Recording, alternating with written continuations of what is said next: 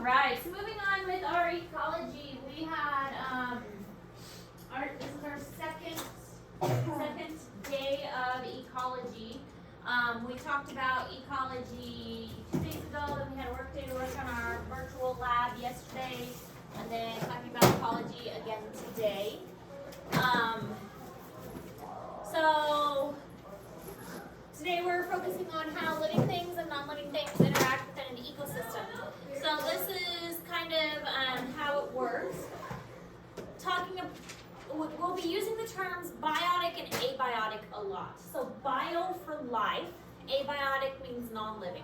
Both of them apply to an ecosystem. So biotic things are living things like plants or animals. Both of them are important for an ecosystem. Abiotic things are rocks and water or dirt. All of that is also important for an ecosystem. The abiotic stuff, like if there's a lot of rocks in an area, does have an impact on that environment. Organisms use rocks for hiding. If the area is very rocky, you're not going to have as many plants grow. If there's a lot of water, then that's going to be good for animals to have a water source. So both of these, abiotic and biotic, are going to play a huge role in how organisms survive in that ecosystem. And then again, ecosystem versus biome. Ecosystem is how the living and the non-living things interact, and the biome takes into account weather and temperature and climate. So two very different things, because biome takes into account weather. So just to recap, you've probably heard these terms before.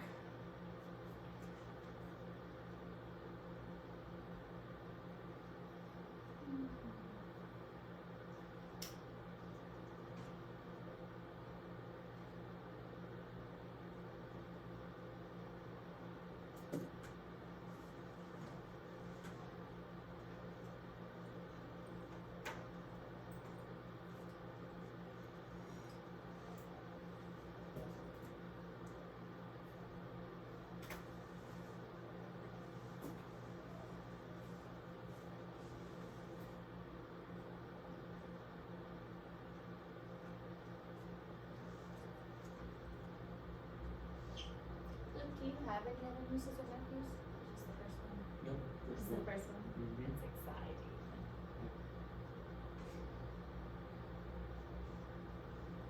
I have lots of nieces and nephews, but the one that was born in August was the first one that I've been like close enough to like, and it's on my side of the family. The others are on Chris's, my husband's side of the family.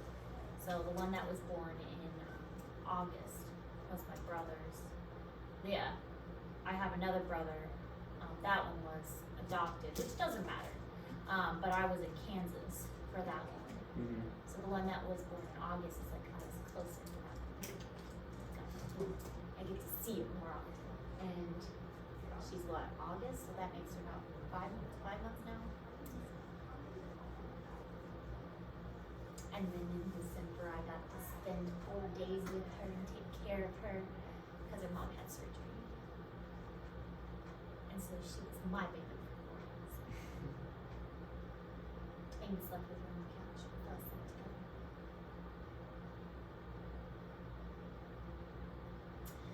Ecosystems and communities. So there are 3 main climate zones: polar, temperate, and tropical. And basically, it depends on where the sun hits and how the sun hits.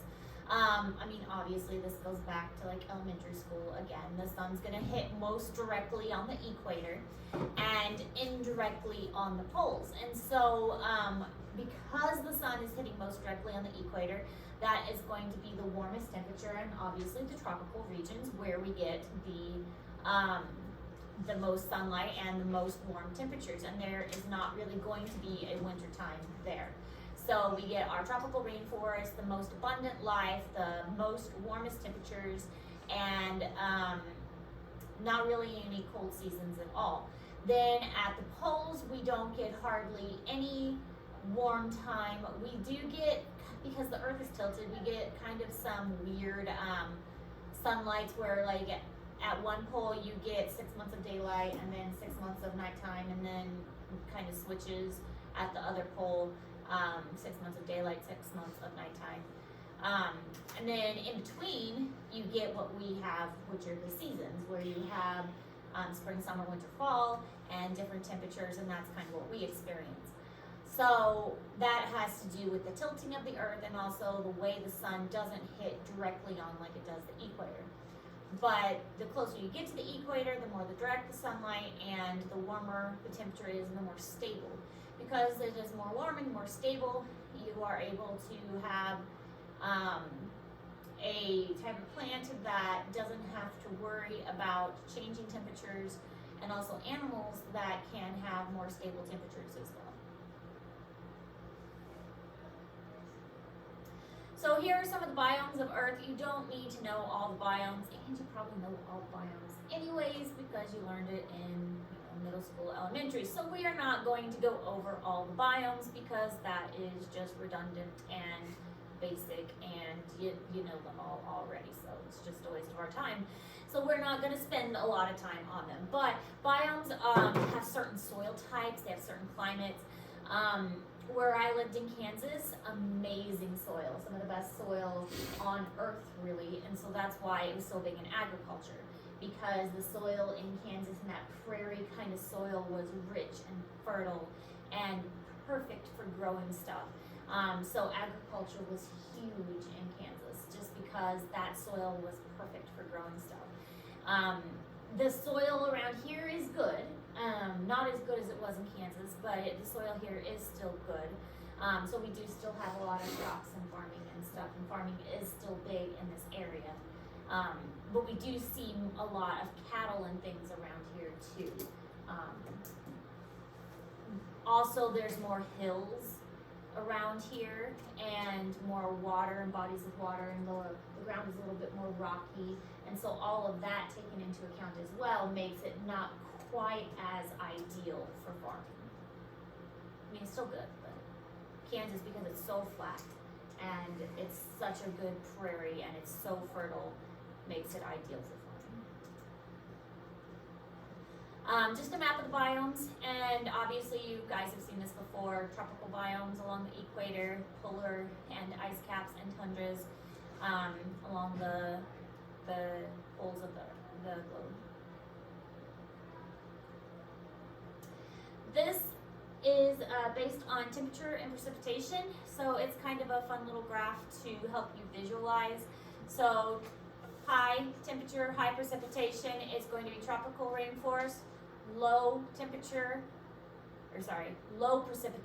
high temperature is a desert, but you'll also notice that low temperature and low precipitation is also desert. So a desert doesn't have to be hot, is what this is saying. In fact, some of the driest deserts on Earth are actually cold deserts.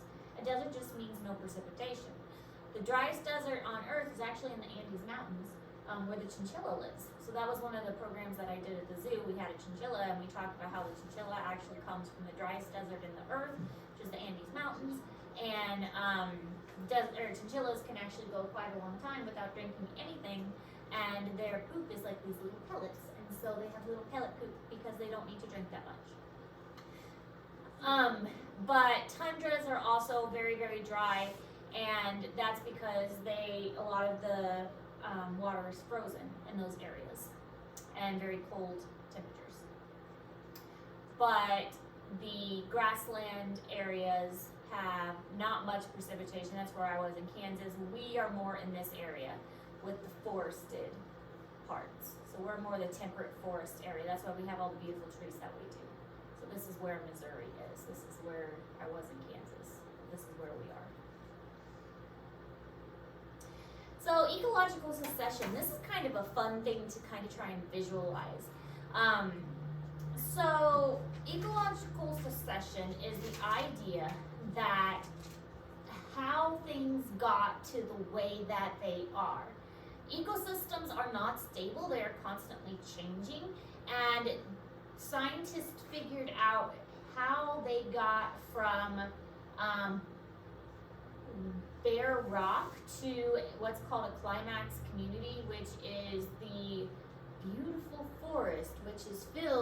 life and animals and abundance of variety, and that's what a climax community ultimately is. And scientists think that most places, if they have enough time and enough water, can eventually get to a climax community if they're not like disturbed by people. Eventually can get there, but it takes a really long time to get there, and they will follow this predictable pattern to get there.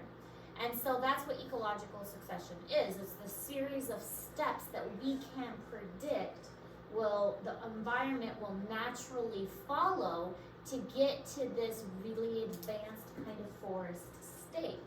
And we have kind of observed this over time, and kind of watched this happen. So we can predict, okay, this happened, so the next step is going to be this, and the next step is going to be this. And we can kind of predict what's going to happen next if we see like a disturbance happen. So like, okay, there's a fire, now this is going to happen next. Okay, the glacier moved, now this is going to happen next. So ecological succession is this idea that there's a series of these steps, and eventually we're going to get this beautiful forest if we don't mess things up. So here's the idea of ecological succession. There's two kinds, there's primary and secondary. So with primary, we start with bare rock. That means that this is absolutely barren. There was no dirt there before. So in theory, imagine that there was a glacier there, and the glacier receded and left bare rock behind with no dirt. So if we have just bare rock with no dirt, this is primary succession. And then secondary succession, imagine that there was dirt present, and maybe like there's a forest there and everything burnt away and you just have dirt left behind. So that's secondary succession. Secondary succession is there was something there before and it got wiped out, and so now you're starting over again, but you have dirt already. That's what secondary succession is. There's already dirt, but you're starting over, but you already got the dirt, so you don't have to make the dirt. That's what secondary succession is. Either way, you're trying to get to what's called the climax community, where everything's in balance. It's just with primary, you got rock. Secondary, you at least got dirt to start with. So if you're starting with secondary, it's not going to take as long because you don't have to make dirt.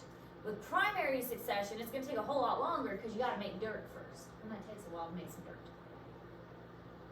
So it's like a wildfire happening. Correct, because you already got dirt, and that's nice because it takes a while to make dirt.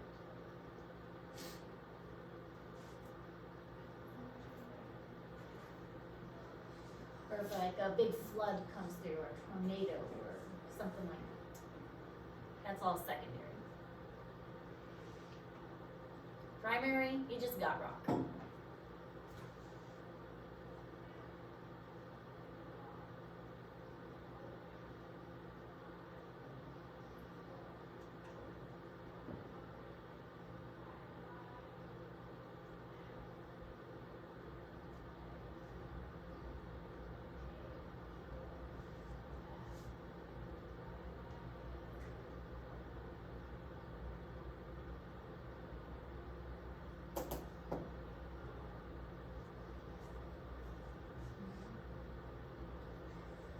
Succession. Mature forests contain a variety of plants. Prehistoric pines, old oaks, and historical hickories dominate the area. Sometimes, entire forests can be wiped out by natural disturbances, like fire. The day after a fire, the forest would look abandoned. However, over time, the forest would grow back. First, low-growing grasses would sprout, then bushes, followed by small trees. The predictable changes that occur in a community is called succession. There are two kinds of succession. Primary succession is the change that occurs in an area where no soil existed. Ice melting to expose bare rock would go through primary succession. Over time, pioneer species will populate the area. Organisms like mosses and lichens break up the rock and help create soil. Next, seed dispersal would bring seeds to the new soil, and small plants would start to grow. Over time, the once bare rock will become a mature adult forest. Secondary succession occurs when a developed ecosystem gets disturbed by natural disasters. Fires and tornadoes can wipe out fully developed pieces of land. Human activities like farming and logging can also change landscapes. First, low-growing plants will populate the area. Then trees will appear and develop. Secondary succession creates a mature forest faster than primary succession because soil was already present in the area. Primary succession is growth for the first time. Secondary succession occurs where soil had already existed. Both types of succession are a series of predictable changes in the development of an ecosystem. Succession. Okay, so pioneer species. These are very important. Pioneer species are the first things that come into a community when a community is exposed. So thinking to the primary succession, you got rock, okay? So what can grow on rock? Mostly you're gonna find moss, algae, and lichen. Mostly moss and lichen. Lichen is moss and algae. I always learned it as moss and algae take a liking to each other. They are two different species that are formed a symbiotic relationship, and they grow on the rock. So they come on the rock, they grow on the rock, and their little root system will break up the rock. And they'll get in between the rock and kind of break up the rock a little bit into chunks. Then the moss and the algae and the lichen, they all die. So then they add their components, and they make kind of a decomposing, like a little bit of dirt.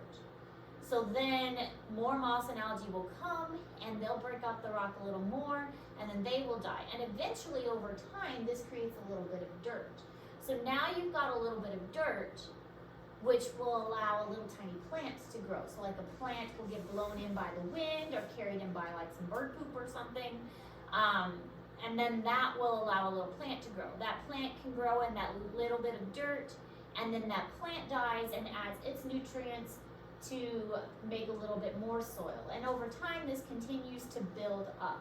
So these original pioneer species are able to survive in really rough conditions, and they die, they leave their nutrients behind and create a little bit of soil. So it takes a long time to work, but there are some organisms like elk. Elk can come in and eat lichen. Rabbits can come and eat lichen on rocks too. So this will slowly bring in organisms, and an elk might leave some poop behind, and then that can bring in flies, and it's just kind of a really slow process. But eventually soil starts to build up on these rocks, which allows more grasses and plants to come, which allow more animals to come, and it's kind of like this snowballing effect. And as the plants come, their roots will dig into the rocks. That breaks up the rocks into smaller pieces, which eventually creates more dirt, which allows more plants to grow. And again, it just kind of snowballs.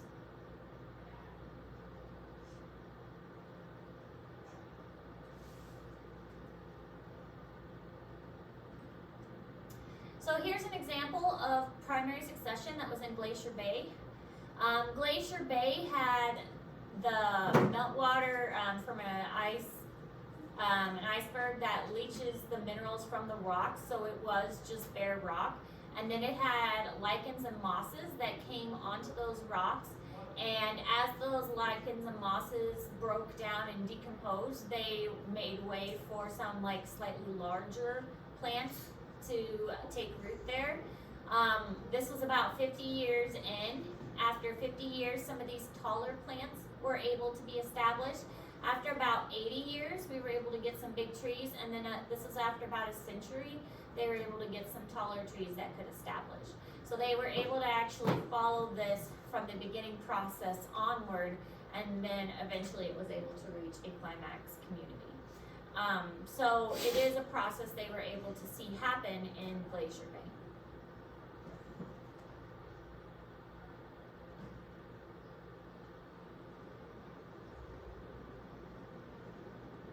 It's a terrible puffin. Hello, and welcome to Glacier Bay National Park. I'm Ranger Jeff Pietta, and this is another edition of Glacier Bay Ranger Minutes. Glacier Bay was established in 1925 as a national monument, following the work of Dr. William Skinner Cooper, who studied the process by which life comes back to the land following the retreat of glaciers here in Glacier Bay National Park over the last 250 years. In order to experience the return of life to this land, imagine pitching your tent alongside one of our retreating glaciers on a rocky plain devoid of life. Your trip begins on the day of birth of land that the glacier has just revealed in its retreat, and you're going to need plenty of provisions, because you're going to camp on that spot for 250 years, so bring a deck of cards and some good reading. Camping here may seem a bit monotonous, as it will be at least a year before you'll see any colors besides the white ice and gray rocks around you. In time, though, lichens will grow, as well as mosses, and with luck, a few tufts of grass. Also at this time, you'll notice that the glacier has given you noticeably more space in which to go on your daily rambles. A decade or two later, your wildflowers and grasses may be joined by small deciduous shrubs, but you're still a few years away from any type of shade. Sitka alder and willow shrubs sprout up, and alder in particular becomes one of the most important links in this chain of forest succession, as it provides a key nutrient to this thin, slowly developing soil. Nitrogen exists in our world primarily as a gas, making up about 80% of the Earth's atmosphere. The wildflowers and these alder use a bacteria that grows on its roots to pull nitrogen from the air and make it available to the plant. The alder uses this nitrogen energy to produce leaves and to grow. And when it drops its leaves and they decompose, that nitrogen becomes available for other future plants to use in a solid state. Any plants that grow beyond these alder will be heavily dependent on the nitrogen created by them. After a half-century of camping in glacier country, you've grayed a little bit and lost some of that energy to explore the wilderness. You've missed weddings, holidays, and graduations. And that glacier you used to sleep right next to is a distant memory. But on the plus side, your campground is softer and shadier, with a thick layer of moss below and thickets of alder above. At approximately this 50-year mark, the first evergreen trees will arrive and develop over the following centuries into a mature forest of Sitka spruce and western hemlock trees. You may have grown tired of hot dogs and s'mores, but you have witnessed firsthand the process by which life comes back to the land in the wake of the retreating glaciers here in Glacier Bay National Park. This is the study to which Dr. William Skinner Cooper dedicated a lifetime, culminating in the protection of this land, first as a national monument and now a national park. Thank you for joining me today. Alright, so that's the difference between primary and secondary succession. So as you can see through that video, it started with bare rock and then it progressed slowly through mosses and lichens, little bits of grass, and then gradually through a climax community, which was the forest. Obviously, it's going to happen much faster if there is already soil. Then you can just skip the moss and lichen part and go right to the plants. And so that's going to be much faster for a community to establish itself. Okay, so working on the food web and continuing that food web lab on Tuesday, we're going to start our next assignment. I don't want to get started on it today because it's, I don't want to say complicated, but I just don't want to get into it today because it is definitely going to take us more than one day for the next assignment. It's called the bottleneck effect, talking about the loss of genes and inherited traits. And we haven't even really covered that yet, so I don't want to get into that today. So use this time to finish up the food web lab. If you already finished with the food web lab, then that's okay. You can use it to get started on another assignment in another class. And I do want to make sure that we have everything necessary for the next lab anyways. So, any questions or anything? No? Good? Okay. If you have questions, let me know.